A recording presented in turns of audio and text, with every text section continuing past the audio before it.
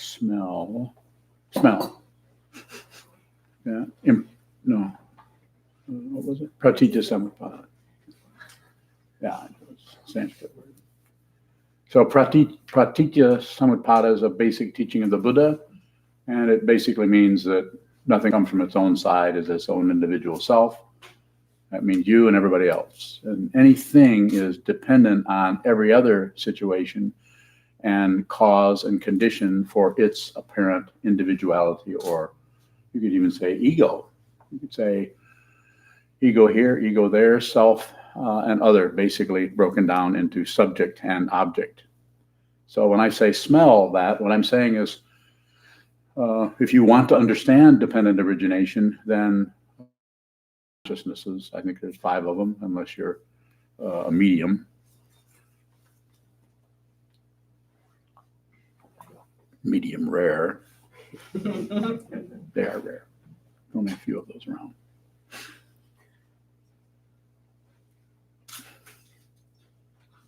I'm trying to stifle it. So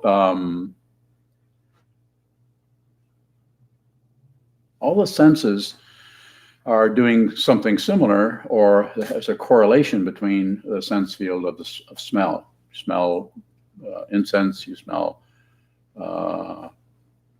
cologne, or you smell flowers, or you smell something that's musty, going to a room or going to the attic or the basement, and there's an odor situation that's very immediate, and we immediately, as soon as that happens, we spontaneously, almost like just a knee-jerk, we add what it is, or we might even say, "What does that smell?"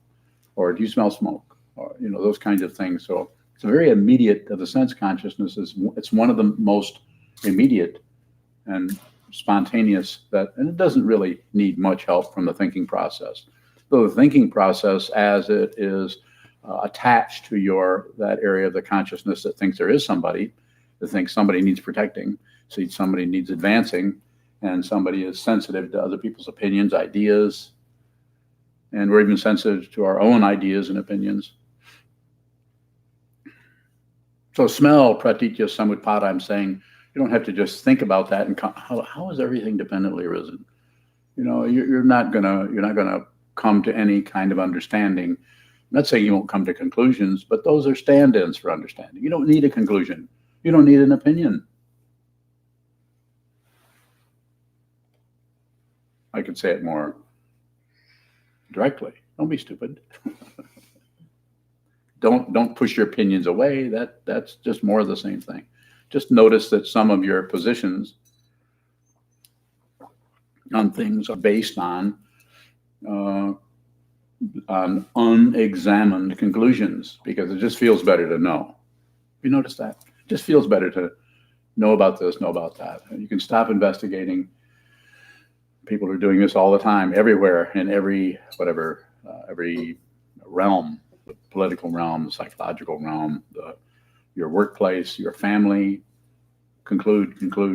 When you conclude something, it's not that it couldn't seem relatively helpful for 20 minutes, but basically you're shutting down your mind. You're shutting down that area of the mind that actually sees things as they are. If you see things as they are, you won't be able to explain it to anybody, because the concepts won't line up in such a way that you can do that.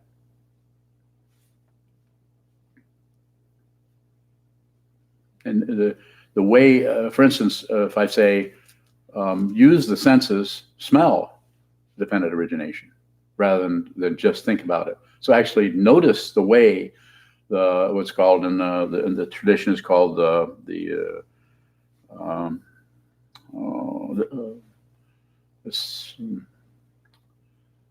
was it 18 dhatus, and I'm not very good with numbers. The ayatanas are just the, I think it's just the sense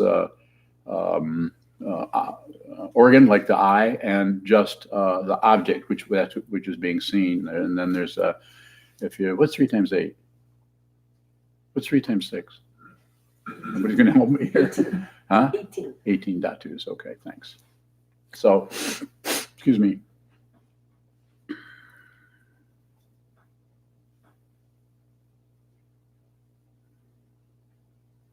So don't interrupt the default. The default is you're just here and you're hanging out and you're not doing much. You might be receiving a little bit and you might be producing a little bit.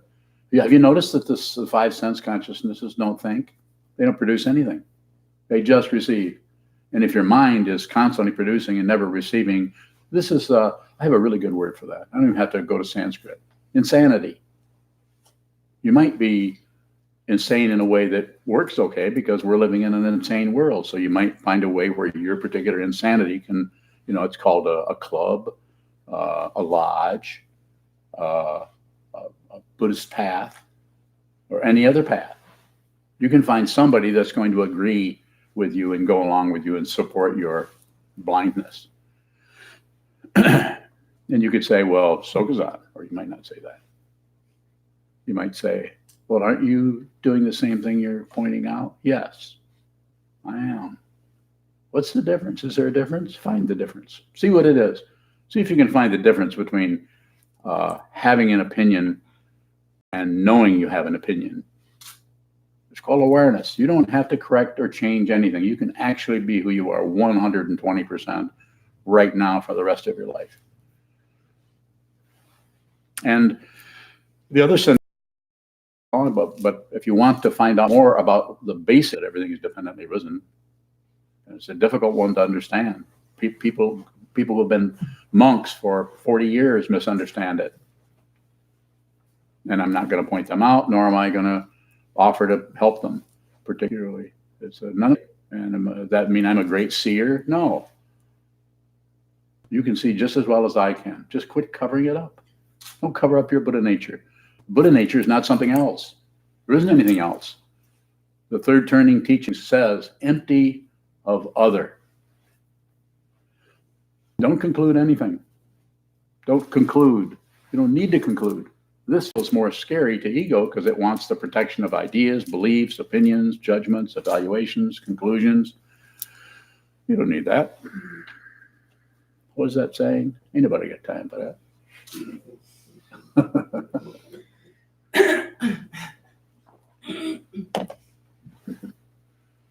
But what you could do is you could use your sense consciousnesses to further, you could say, educate yourself about your own subjective understanding of dependent origination. You could take any one of the senses, sense of taste, and just notice how when you eat something, there's an object, which is the taste, and there's the consciousness, which is the taste consciousness, and then what else is there? Oh, the banana, or whatever. There's the object, and there's the tip of the tongue, or whatever, or the mouth, and then there's the, what's that other one? The consciousness itself that has a connection between the object and the organ. So those, you don't have to just taste something and go back into your circularity, your thinking process to daydream about stuff. You could take some time and look at that. Don't take that for granted. Interrupt the default of just, I'm eating a banana. There isn't anyone. There's no one eating a banana. Find out. Don't believe a word I say. You have anything other than maybe you might want to train your mind. You might want to at some point interrupt the constant habitual patterns of the vasanas, or coming out of the eighth consciousness. And we know we've talked about all this before, and are completely convincing you that you're somebody and you're going somewhere and you're going to live for a while longer, and blocking out that you're only going to live so much longer.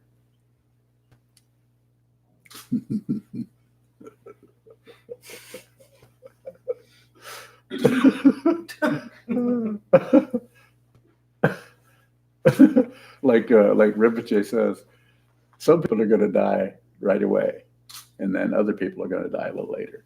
Everybody else will die a little later, but everybody's dying. Look at the two different consciousnesses. Say taste, taste, and say thoughts. Those are quite a bit different. But one of them you can say after taste, and you can say after thought.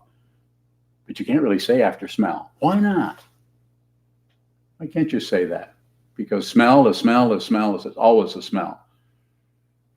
But an afterthought is kind of a seconding the emotion or seconding the perception. It's a secondary kind of thing. And it's one of the things that stacks up against the door to liberation so you can't get through it, to use a metaphor. There's no after smell.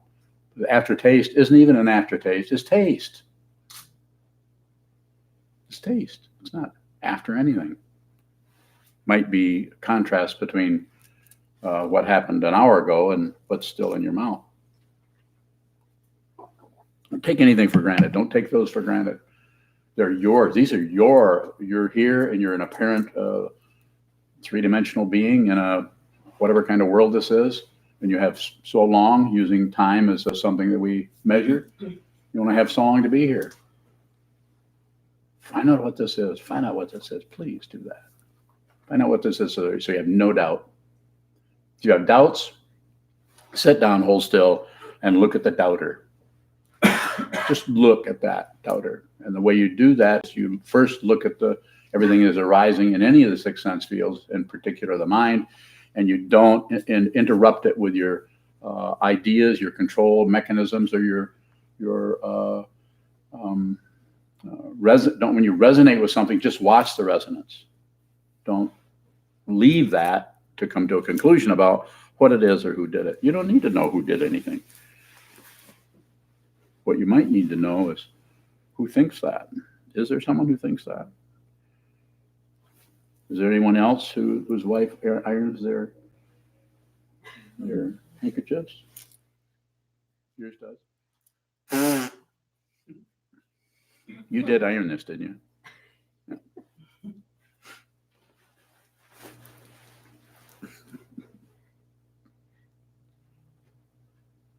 So the encouragement is to, get to know yourself in a not just a surfacey way where you're interacting with other people and their ideas and their opinions and having conversations about this and that. Not that you can't do that also, but sit down, hold still, find some time to do this, to sit down and train your mind to see clearly anything that's showing up, minus the elaborations about it.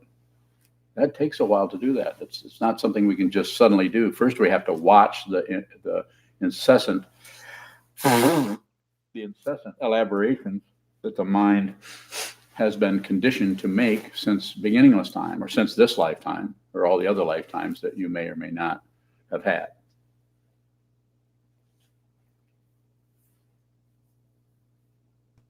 So each one of those sense fields has its own object and its own or a sense organ, and then the very dynamic of consciousness itself that causes that to be.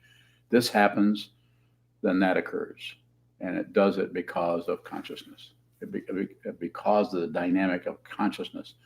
But you don't actually see anything you're looking at. You always see your impression of it. You can't have one thing without the other. On the other hand, and on the same hand, and it's not even about hands.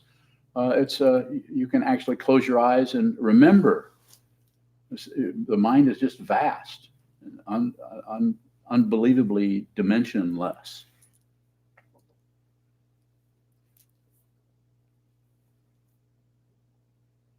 This was a basic teaching of the Buddha. Everything is dependently arisen. Nothing comes from its own side as somebody. Nothing comes this way as somebody else. Nothing comes this way as somebody. But something's happening. Find out what it is. Find out so that you know what it is. If you see what this is, you will be tongue-tied, at least for a while, and then you'll start talking about it. Maybe you might even teach it. And as I say, and I've said over and over again to anybody who listens to me, don't teach unless you have to. Pardon me. And also, don't help anybody unless you have permission to help them. When somebody is sitting and talking about something and you see that they're incorrect, give them the space to be incorrect. Respect people's confusion rather than laying your idea on the confusion as if you need to point out something to somebody when you haven't even trained your own mind. Shut up. You brought up the ayatonas and the dhatus. Are the Can the seventh and eighth consciousnesses be broken apart in a similar way? We have some access to the seventh because we can see the way we keep objecting to this and agreeing with that and arguing with it, and we can see that. But to actually see the eighth, and you can kind of see the function of it, but it's difficult to go in it because it's not actually something. It's just a way of talking about that aspect of the various consciousnesses, so that we can reflect on it a little bit. So I don't think it's as available. According to the tradition, if one awakens, then that vanishes. There's no separation between the consciousnesses anymore. The Westerner Norman O. Brown called that polymorphous perverse. In other words, should the sense of taste be thinking?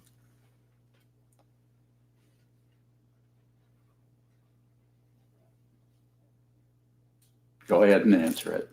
I can tell you no. No. No, good. Yes. When we talk about understanding, it seems that that's usually taking place in the mind or the thoughts. When you talked about using the sense consciousnesses to understand Pratityasamutpada, is that understanding taking place in that actual sense Yes. consciousness? It is, but it's still consciousness. So consciousness is everywhere. I mean, right now, as I've said, I've used the metaphor several times. If you were suddenly, we have a little bit of consciousness that gets us from one room to the other, gets us dressed in the morning, and hopefully gets us into the shower once in a while. And we have that kind of a situation. What was that about? You're looking around to say, who takes showers? I think we both looked at Junshu. Oh, you did? Yeah. Safe in water, right? Yeah. Oh, no. Yeah. What? Aren't you Wim Hofing stuff? Oh, Wim Hofing. Oh, that's the cold. That's where you freeze yourself so you can be brave. Okay. So what happens is the mind works perfectly well. The thinking process works perfectly well with the sense of smell or taste or touch when there's no hope and fear interfering with that and causing us to clamp down on one thing being right and one thing being wrong. As long as the judgment faculty is somewhat neutralized, we're more relaxed, so we can actually be in that situation. And so then you could say that in some sense what happens, I feel that what happens is whatever sense consciousness it is trusted, not believed, but just that whatever is arising in the sense of touch or the sense of taste or the sense of hearing, that the mind doesn't go ahead of that and interfere with it before that's able to actually function. And how does it actually function? It doesn't know. The sense of taste doesn't have a name for sour, but it sure knows what it is. The thinking process does not know what sour is. It gets its cues from the sense of taste, but it wants to take over. It wants to be the one I'm the person who tastes. No, you're not. Sometimes it's even said that when one is liberated, one still has emotions, but there's no one having them. The emotions have the emotions. It's called liberation, and it's not from something, and it's not to something. You're not free to do something, and you're not free from something. That whole polarity is based on the politics of experience that we call, what conventional word is paranoia. Worried that somebody's going to get what you got, or you don't get enough of what you should have, and so on and so forth. Would someone know if they were liberated? Not in the conventional sense. That language, they wouldn't necessarily use that. Oh, they might in some situations. They might say that, but unlikely, because it's not something else. It's this. Nothing. So sometimes it's said that nothing occurred. If you're forced or pushed, you might say, well, nothing actually occurred. Same person. Same things going on. More.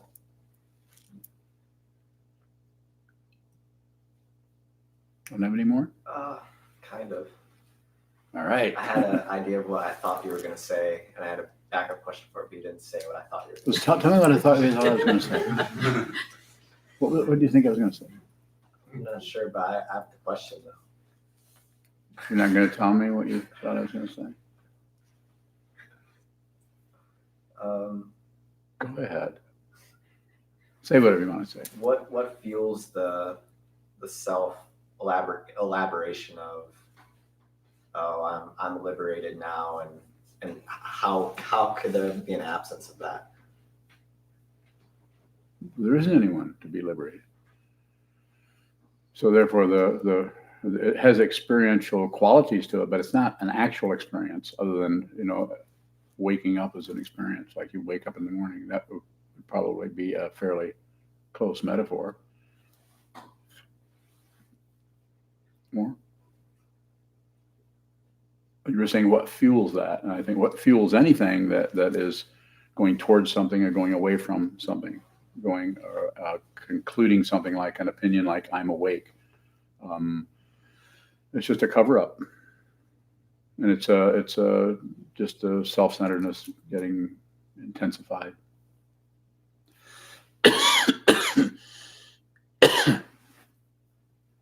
Michael, This idea of fuel, isn't it not separate from self to begin with? I don't know what you're talking about. We're using the word, you fuel this thing. Yes. And then it doesn't seem, all right, the question is, where does this fuel come from? Hope and fear. Wanting something, not wanting this, but not wanting that. Simple situation. Wanting things to be second noble truth of the Buddha. The first one is life is suffering, confusing, difficult, not satisfactory. We tend to cover up that with hope, or we cover it up with getting out of a situation that's fearful, and all the different other ways you could tell a story about it. So we do it through different forms of ignorance. But the fuel comes from just paranoia. Thinking there's someone to protect and there's someone to advance. That's why if somebody meditates a lot and has really great experiences, these are just in a Japanese tradition called makyo, or illusion, because you can't, it won't, you don't need to fuel awakening. You need to fuel an ego to keep it going, to thinking that somebody that can win a war and can get to the, leader of the pack or whatever, can accomplish. And I'm not against accomplishing anything particularly. I'm not saying we shouldn't go out and make a living or make $1 million or whatever you want to do, but it might be good to train your mind so that you won't stomp all over people doing that with some kind of justification that you have to do it. More? Go ahead. So awakening doesn't require any fuel? I don't think so. It might require some kind of insight or some kind of inspiration to understand, or it might hearing a word. If you don't hear the teaching of the Buddha in some way, you won't come into a room like this. You have to hear that. There has to be some kind of something else, some kind of, you could call it curiosity about what this is. But it also, if that starts to show up, fear can show up at the same time, because ego does not want to be discovered because it knows it's impermanent. Yes. You mentioned the sense of taste, knowing sour, but then the mind coming in and adding on to that. Mm-hmm. Can the conceptual mind have an intimate understanding of something like the sense of smell or taste? Good question. I think that, and you hear the word I just used. I think, but I could also say I feel. There's different dimensions to that. The Trungpa Rinpoche would respond to what's the difference between feeling and thinking. He would say feelings are kind of like high-speed thoughts. I think, I'm not blaming Rinpoche for anything. That's kind of a cop-out. That means he just saying you can just deal with that.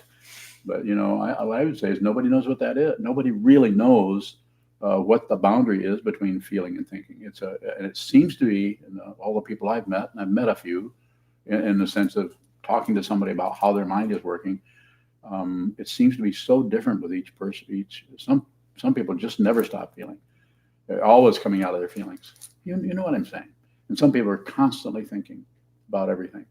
And there's even, I'm going to be talking about the Buddha families here pretty soon, which I was invited to do. I'm not an expert in the Buddha families, but I was invited to do that, so I'll probably do it. And that's like the Enneagram. It kind of categorizes things, or like astrology categorizes things, and very helpful. Some of those things, some of those areas are, the Jungian types are very, very helpful if you're going and read the way he categorized different approaches. But as far as your question, I think it's just very subjective, and it might be different with each person.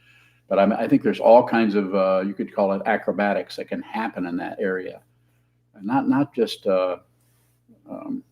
ego-driven things, but actually insight about what is happening. If you really have deep insight about what is happening, it will be hard to talk about it, because that usually when that happens to somebody, they either start painting pictures, or they become poets, or they try to figure out some way to express that through one of the arts. That's what those are for, is that. But I don't think you can just do art and not sit down and sharpen a blade. I think sitting still, you have to be a Buddhist, probably would help, but you don't have to do that. But sharpening the mind, so whenever you get up off the cushion to go and become a sous chef or a helicopter pilot, whatever you decide to do, actually there's a lot of clarity about everything that's happening, about the sixth sense fields, about you might not use the word Pratityasamutpada, or even the relationship between the what do they call those? They're going to help me. Yeah, dhatus. Is it dhatus or ayatanas? Yeah, thanks. Thanks for your help. So, more about that. Michael. Is there certainty in insight?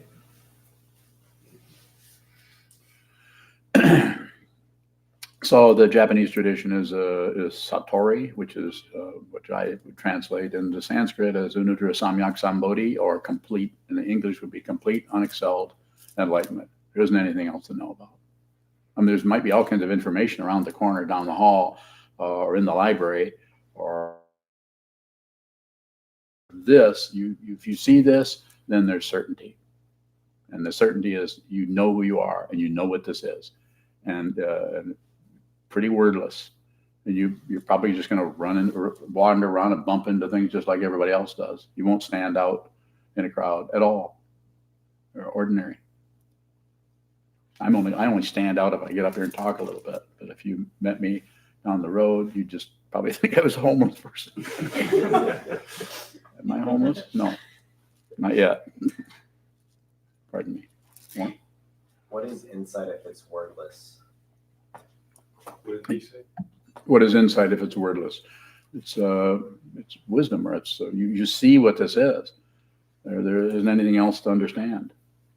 That doesn't mean that you can't learn to play golf or accumulate information, but it's not information.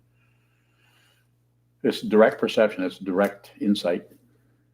And there are some people that will tell you the only way you can get that is to, practice Tantra. The only way you can do that is to be a Taoist. The only way you can get that is to whatever, be a Christian, be any dynamic. The only way you can really see what this is. As Meister Eckhart said in the 13th century, and he was a Christian monastic, and he said, if God went that way and the truth went that way, I could let God go and follow the truth.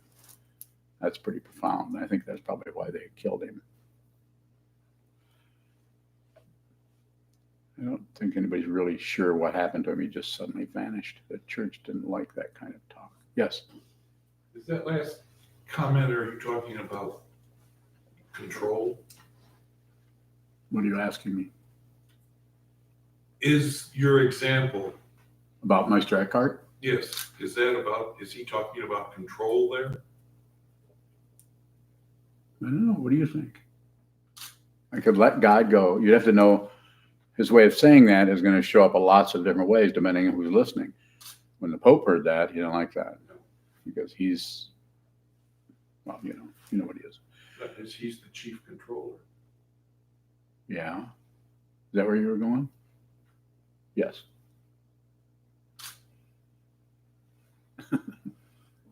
You're welcome. Yes, A couple of questions have come in online. certainly. Shane in California.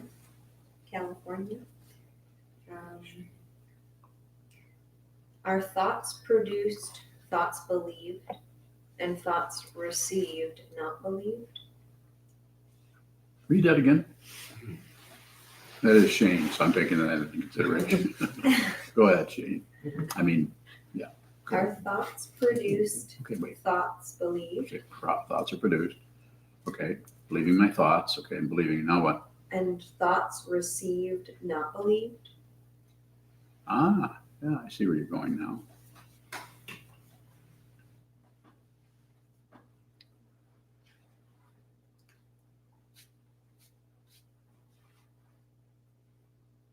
So if I understand what you're asking me, I would say don't believe anything. So that's the approach. But what if you're asking me, is this what's happening? Then probably there's something to that.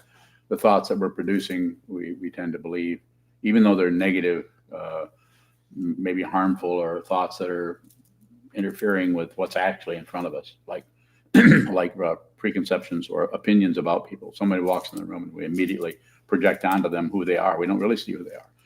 To see who they are, to really receive whatever's happening in your life through any of the sense fields is a very, very dangerous feeling to ego. And it might not show up as danger. It might just show up as, well, I don't want anything to do with that. But it's actually a mask. It's a way of refusing something before there's any, because if you actually perceived what it was, then you would be actually allowing the fear to come in. That's why I say, and I'm saying it to you, and you can't get rid of prejudice. If you think you're not prejudiced, that's the very nature of prejudice. You have to be aware. Aware. It's a big A word. That's why you spell it with an A instead of like unaware or underwear or inware. It's A, B, C, D, aware. Be aware. What does that mean? Receive. No matter what it is, receive it. And don't add on your calculations, your interpretations to that necessarily. And if you add on things to it, then just be aware of that. Prejudice is the very nature of ignorance. And you can't get rid of it. Yes. Akron from Benton Harbor asks, how do we work with the fear of the groundlessness that comes when we just see phenomena rising and falling without attachment? That's how you do it. Just continue. That's called the path. Just continue. There's nowhere to go. There's no place to arrive at. That whole situation is, she's just describing how that feels to her. Or you're describing how that feels. Just keep doing that. If you slow down, I'll push you. With your permission. But not without your permission. It can feel lonely. I mean, it can feel like you don't have any support, even though you were able to talk to a teacher, you have a sangha, or you have a text to study. It can still feel lonely. And does that loneliness doesn't necessarily go away. Another word that could be used there is you just realize you're alone. It's also called not separate. All the six sense fields, including mine. You no longer are at odds with anything about anything because it's not separate. It's like you just suddenly find you're in a huge group of people, you're third chair in the violin section. That doesn't mean you just accept your karma. I'm not talking about accepting anything. Don't accept anything. Don't fight with anything. It's a very weak coffee.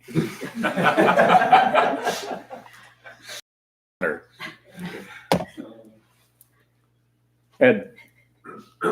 When you're observing a sense or your senses, feeling, touch, whatever, and you start thinking, is the thinking a hindrance or is it an aid? both and neither. It could be just anything. The important thing is just let things happen. There's no one here. I mean, even though your name is Ed and my name is Sokuzan, and we have some kind of referential situation happening, that fundamentally you don't have to fool with any of it. Just so sometimes it might be helpful in terms of the goal being, shall we use a generic term, sanity. It might be helpful, and sometimes it could get in the way. It is your job as awareness, or as a practitioner, as someone who's interested in being more aware about what this is and not just believing this and disbelieving that, to just watch what's happening. Because what you need, you already have. But we don't think that. We think that something's missing. We need something else. We need more of something. We need more enlightenment, or we need more clarity, or we need less disturbance in our mind. It's just a misunderstanding. More? Well, when one of the senses like this smell, for example, pops up, I see that. I'm aware of that. And then You smell I start, You smell that. Right. And then I start thinking about it. And Okay. then sometimes another sense pops up at the same time. And I start thinking about that. So?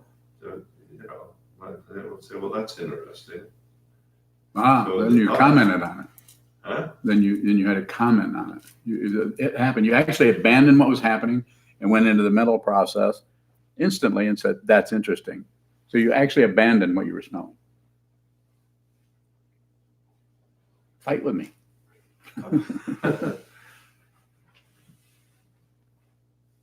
It's always about awareness. So the actual, Okay, go okay, so naming it is a hindrance, but I'm still hung up on the thought. I'm not using the word hindrance. That's old. I'm not saying that those aren't there, but I prefer to say that you thought stuff. Loaded with the word hindrance. The word hindrance is loaded. It's like something you got to stop happening. It's just a misunderstanding that is rampant because it's so very simple. You do not have to make yourself be somebody else. You actually get to be who you are. You actually get to be. This is an astonishing misunderstanding.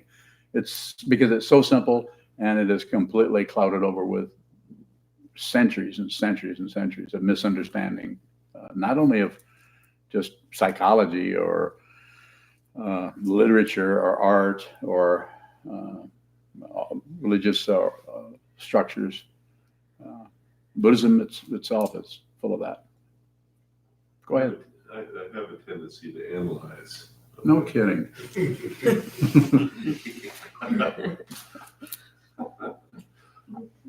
Yeah. Go ahead. Analyze. Okay, so is it better to analyze or to pay attention to one of the other senses? Do both. Do both. Analyze. But you need to be aware of it. Please don't stop analyzing. That's just a way of processing. And some people don't do much of that. Sensu hardly analyzes at all.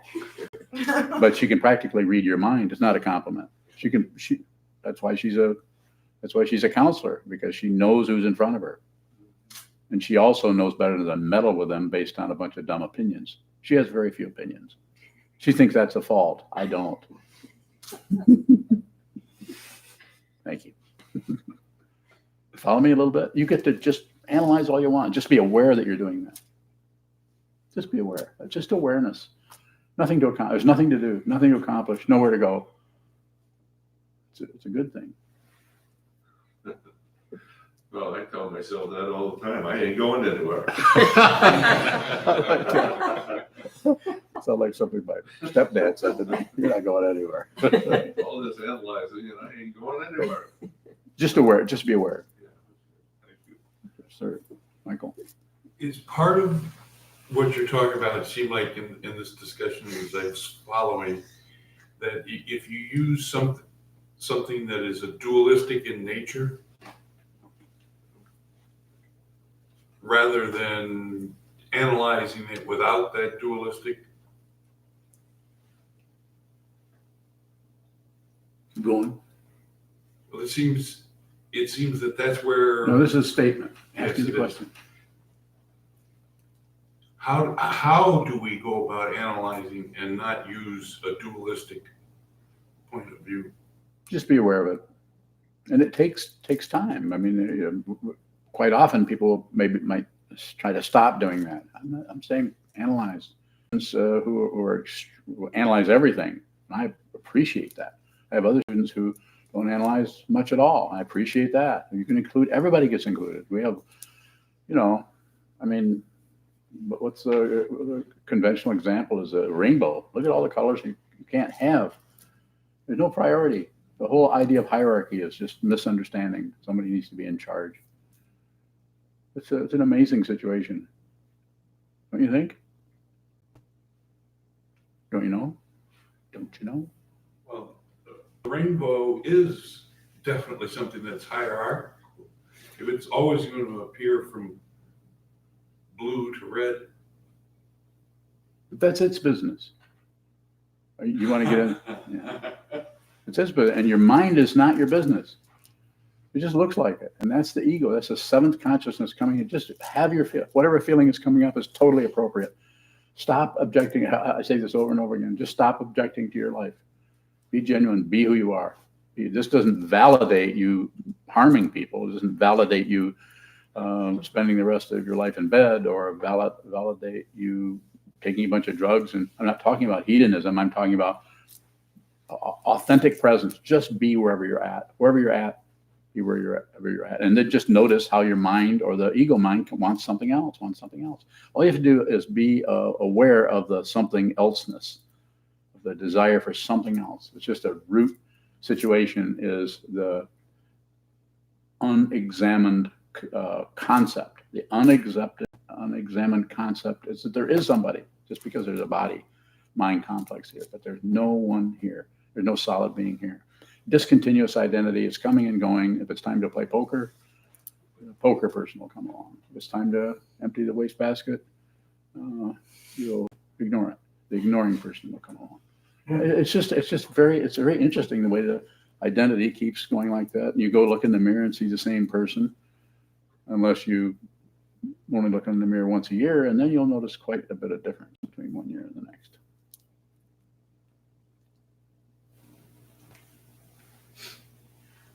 Hakran has another question. Is it unhelpful to plan for the future while being on this path?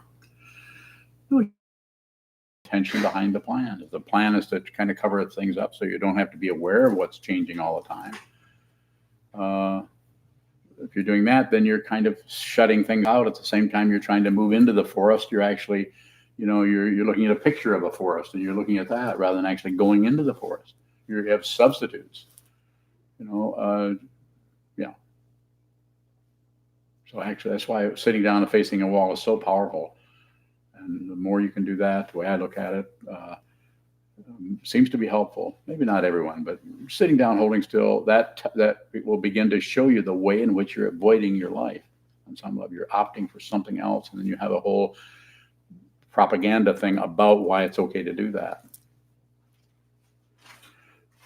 And it's about awareness. It's not about concluding that something. Go ahead. Laura from Traverse City. Laura. How can we stretch awareness while off the cushion? So there might be several ways of doing that you might even be able to think up some by watching the way you keep shutting things down. That's stretching the awareness.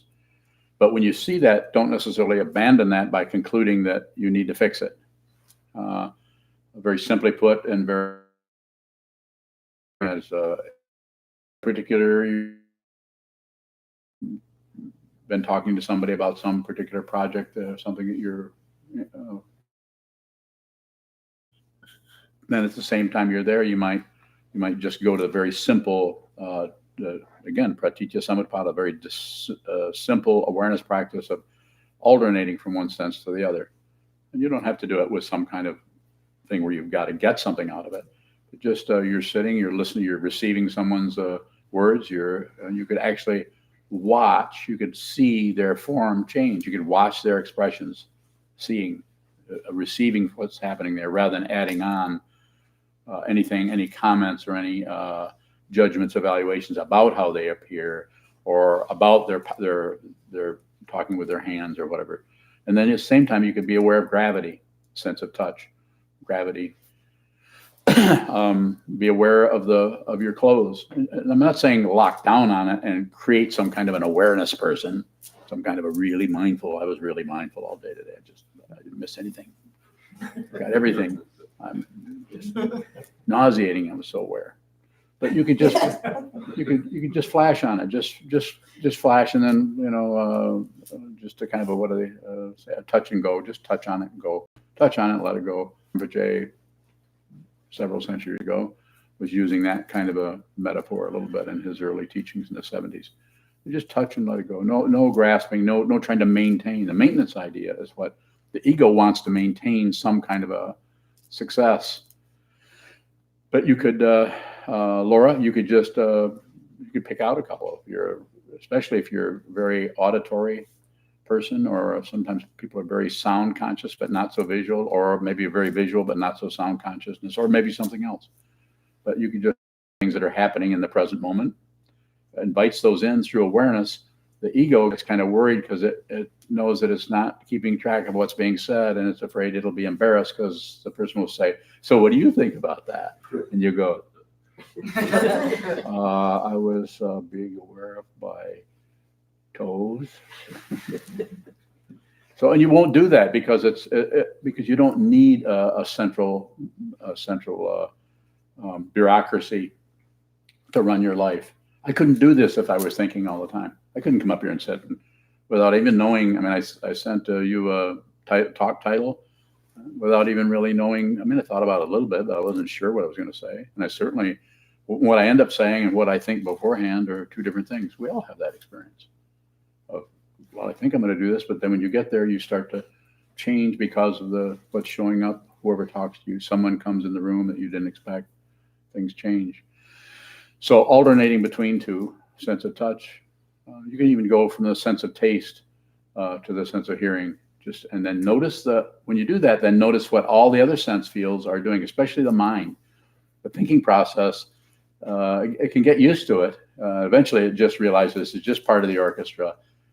It's not the conductor. You don't need a conductor. You really need to hear, smell, taste, touch. We need those senses in order to be a complete living being, a spiritual being, as has been said, having a physical experience. This won't last long. Learn as much as you can, because it's not going to last. Sorry, I get out the laugh. Stop that. Yes. Do we realize Pratityasamutpada without the first 5 sense consciousnesses? I don't know if you could or not. You probably wouldn't have a body-mind complex. Some people. Who was the woman who was blind and deaf? Can't think of her name now. Helen Keller. What an amazing incarnation that was. It's like she. Who knows what happened? But it's like she came in and said, "I'm going to really limit my sense field." She had an interesting take on the elimination diet. And it's going to do away with the sense of sight, and I'm going to wipe out hearing, and then I'll see how I do. She was pretty amazing. So anytime you see anybody that's functioning in any way, they're in some kind of a schoolroom. There seems to be this is just a statement, there seems to be some fairly interesting, when a small child who doesn't have a particular sense, and through modern, they get the sense there's this automatic change in that child right then and there, because the senses are something they've never experienced before, and now, bang. Yeah. Amazing. Further questions? Very good. Thank you. Let me finish my water.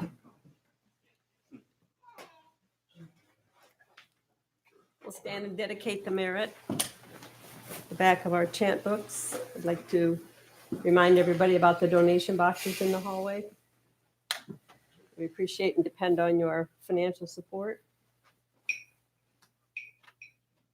Thank you.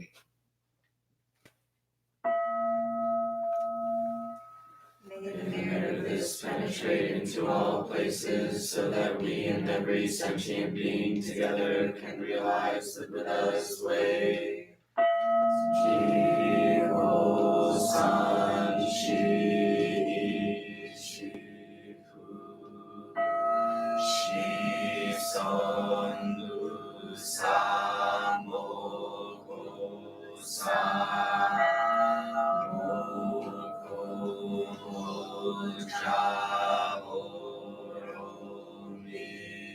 the 10 directions, the 3 worlds, all Buddhas, all venerable ones, Bodhisattvas, Mahasattvas, the great Prajna, Paramita.